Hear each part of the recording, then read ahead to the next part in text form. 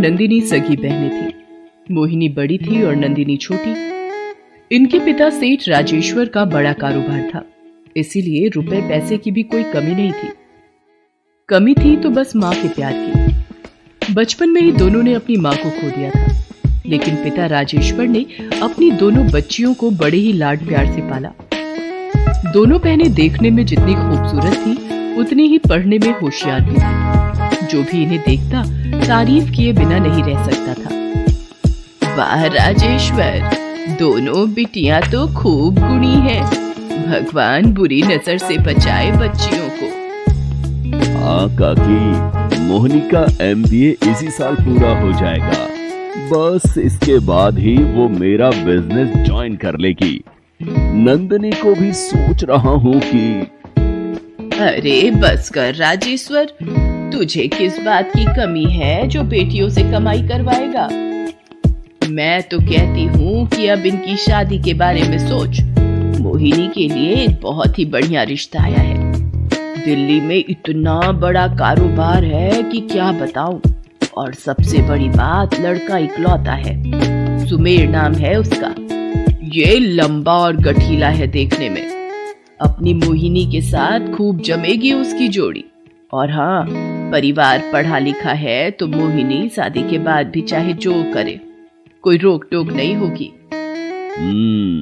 रिश्ता तो वाकई अच्छा है काकी। ठीक है, आप लड़के की फोटो मंगवा लीजिए, मैं मोहिनी से बात करता हूँ। तारा काकी ने जैसा कहा था वो लड़का बिल्कुल वैसा ही था। मोहिनी को सुमेर और उसका परिवार दोनों पसंद आ गए और जल्दी ही दोनों की शादी हो गई। सुमेर का परिवार दिल्ली में रहता था और माली हालत में मोहिनी के पिता से भी कहीं ज्यादा अमीर था, और इस बात से मोहिनी बहुत ही खुश थी। दीदी कैसी हो? और ससुराल कैसा है तुम्हारा? तुम खुश तो हो ना? खुश? अरे बहुत बहुत बहुत खुश हूं मैं यहाँ। सच में इसे कहते हैं जिंदगी। जब से आई हूँ बस घूम ही रही हूँ। वो क्या है ना, हमारे ज्यादातर रिलेटिव्स फॉरेन में ही रहते हैं तो बस सबसे मिलते मिलते लगता है आधी दुनिया तो घूम ही चुकी हूँ मैं। और तुझे पता है, हमारी कंपनी का एक्सपेंशन होने वाला है। लंदन में खुलेगी नई ब्रांच और वहां का काम तेरे जीजा जी और मुझे ही देखना है। वाओ दीदी, I am so happy for you. जाओ जी लो अपनी जिंदगी, लेकिन इस सब में मुझे और पापा को मत भूल जाना। जल्दी आना हमसे मिलना। हाँ हाँ आऊंगी ना।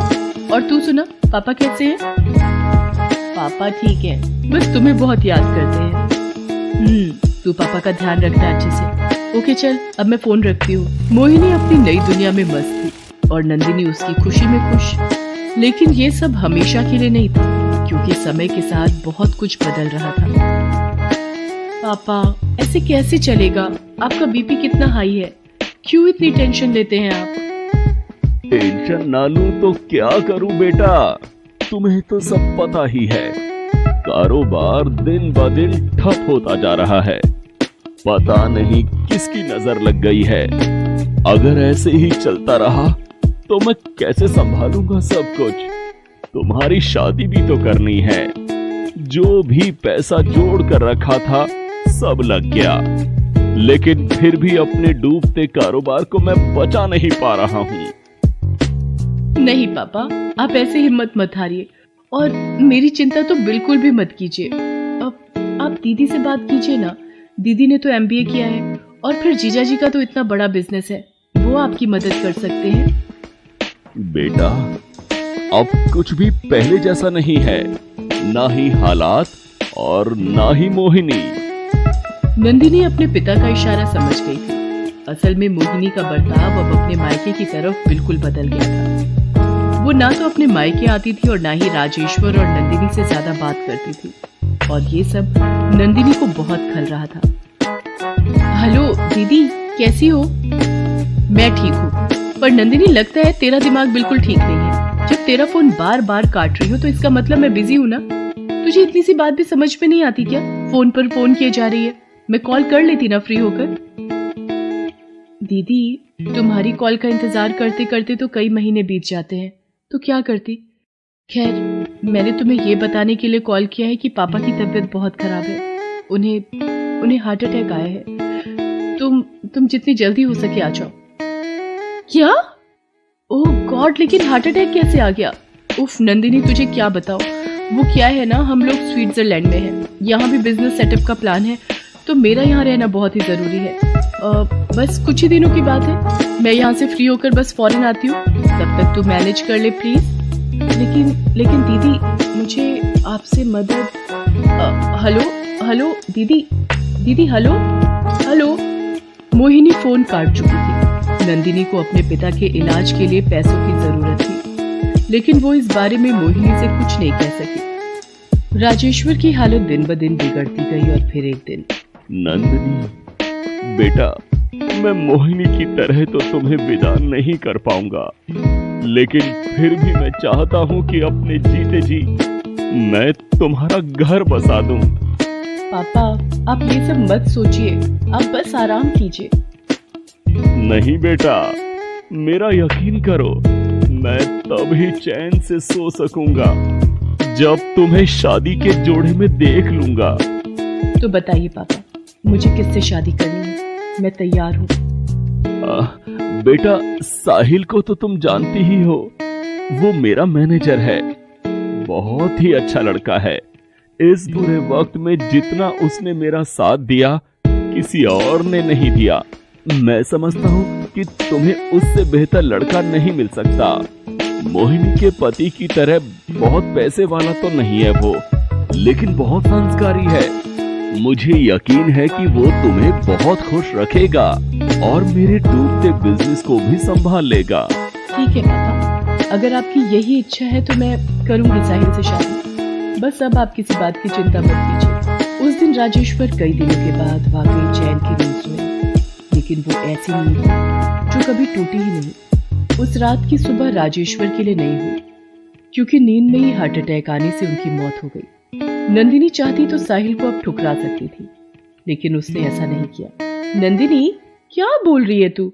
वो साहिल, वो तो खुद पापा के टुकड़ों पर पलता आया है, उसके साथ तेरा कोई फ्यूचर नहीं है। अरे पापा की तबीयत ठीक नहीं थी, जरूरत से ज्यादा सोचते थे वो, पर तेरे में दिमाग है कि नहीं? तू रुक जा कुछ दिन, मैं आती हूँ, फिर देखती हूँ तेरे लिए एक अच्छा और लायक लड़का। रहने दो दीदी, पापा फैसला कर चुके थे और मैंने भी साहिल को पसंद कर लिया है। तुम्हारी जब जरूरत थी तब तो तुम आई नहीं, अब यहाँ आकर तुम कुछ नहीं कर पाओगी। नंदिनी, ये कैसी बात कर रही है तू? तुझे क्या लगता है मैं यहाँ खाली बैठी हूँ क्या, जो तेरी एक आवाज में दौड़ी चली आती? वैसे भी पापा का बिजनेस डूबने में जितनी पापा की नासमझी थी, उतनी ही तू भी जिम्मेदार है। तू क्या कर रही थी वहाँ? न बिजनेस संभाल सकी और न ही पापा को। दोनों बहनों के बीच का प्यार अब कड़वाहट में बदल चुका था। उस दिन के बाद से दोनों ने एक दूसरे से कभी बात नहीं की, यहाँ तक कि नंदिनी और साहिल की शादी में भी मोहिनी नहीं आई। नंदिनी ने भी फिर कभी मोहिनी को फोन नहीं किया। दोनों बहनें अपनी अपनी दुनिया में खो गई। फिर कई सालों के बाद, नंदिनी कहाँ हो? ये देखो, ये तो मोहिनी दीदी और सुमेर जीजा जी है ना? हाँ, ये तो वही है, लेकिन ये दोनों इस हालत में। हे भगवान, ये सब क्या है? वो उस दिन का अखबार था जिस पर मोहिनी और उसके पति सुमेर के गिरफ्तार होने की खबर छपी थी। दरअसल मोहिनी और उसके पति की कंपनी पर धोखाधड़ी और भारतीय बैंकों से लिया हुआ कर्ज ना चुकाने का आरोप था, और उसी सिलसिले में उन दोनों को गिरफ्तार किया गया था। नंदिनी फौरन साहिल के साथ मोहिनी से मिलने के लिए पहुंची। दीदी, जीजा जी, आप लोग बिल्कुल चिंता मत कीजिए, हम लोगों से जो वन पड़ेगा हम करेंगे। साहिल ने कहा है वो यहाँ के बेस्ट लॉयर से बात कर रहे हैं। नहीं नंदिनी, हमने गलत किया है और हमें इसकी सजा भुगतनी ही होगी। अमीरी के घमंड में मैं क्या से क्या हो गई, सही और गलत का फर्क भूल गई, और तो और तुझे और पापा को भी खुद से दूर कर दिया मैंने। अमीरी के घमंड में रिश्तों की अहमियत भूलकर मैंने जो पाप किया है, मुझे उसका प्रायश्चित करना है। शायद तब जाकर ही मैं तुझसे नजर मिला सकूंगी। मोहिनी ने रोते हुए नंदिनी से मुंह फेर लिया। नंदिनी भी वहां से वापस चली आई।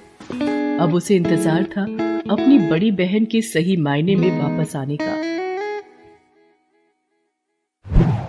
Please subscribe this channel.